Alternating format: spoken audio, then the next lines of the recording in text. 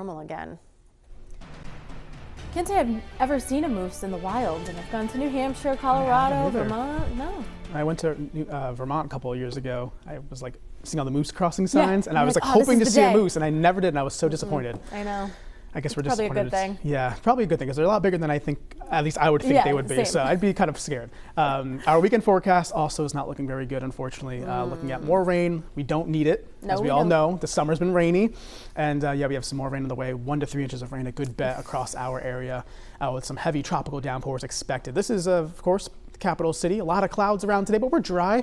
Temperatures this afternoon in the upper 60s and lower 70s, so it's not too bad.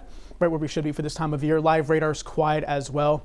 But this will be changing as we go into the weekend. 3 key things. Again, beautiful this afternoon, although less sunshine than what we saw yesterday, but rain on the way for Saturday. And we're going to keep the damp and cool weather with us actually through Sunday and into Monday as well. So tropical storm warnings right now along the Carolina coastline up through parts of the mid-Atlantic, but notice how they stop near the Delmarva and again, not really reaching southern New England, because we're looking at more in the way of rainfall from this system as we go into, again, over the weekend, and the tropical storm impacts will be found along the Carolina coastline. High pressure remains in place for us today, keeping us dry. Cool temperatures as well. Notice you can see wet weather now spreading across the Carolinas. We can actually go down there and take a look at things. So this is potential tropical cyclone 16. What that means is it just means that there's a chance that this could gain some tropical characteristics with the storm and get a name with the storm. Next name would be Ophelia as we go into later on today. That's a good possibility here. You can see the spin in the atmosphere.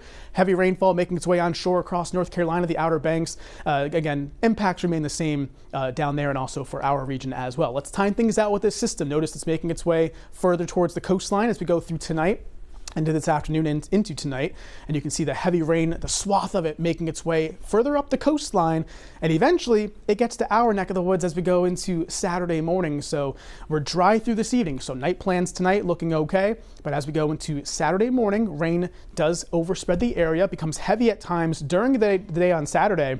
Notice these yellow blotches, some oranges in there as well.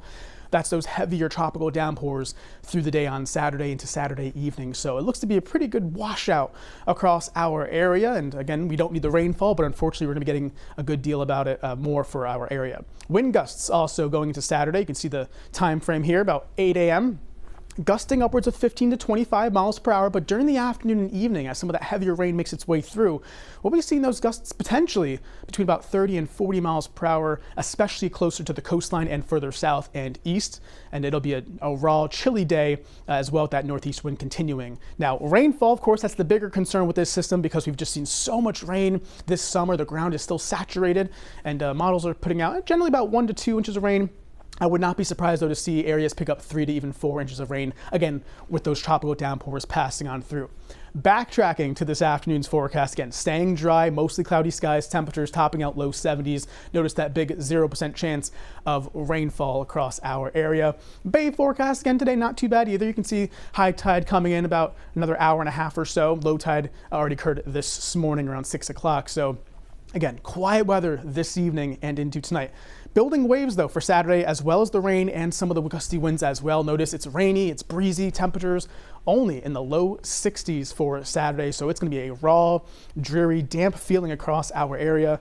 And that continues into Sunday, although the rain will be a little bit lighter in terms of showers and drizzle with temperatures near 65. And even some showers could linger into Monday as well. So unfortunately, the next few days, not looking that good across our area. And of course, it's the weekend when people want to get outside the worst timing, and have right? fall festivities in the first weekend of fall. Let's maybe push those off a little bit. Yeah, a little bit. Okay.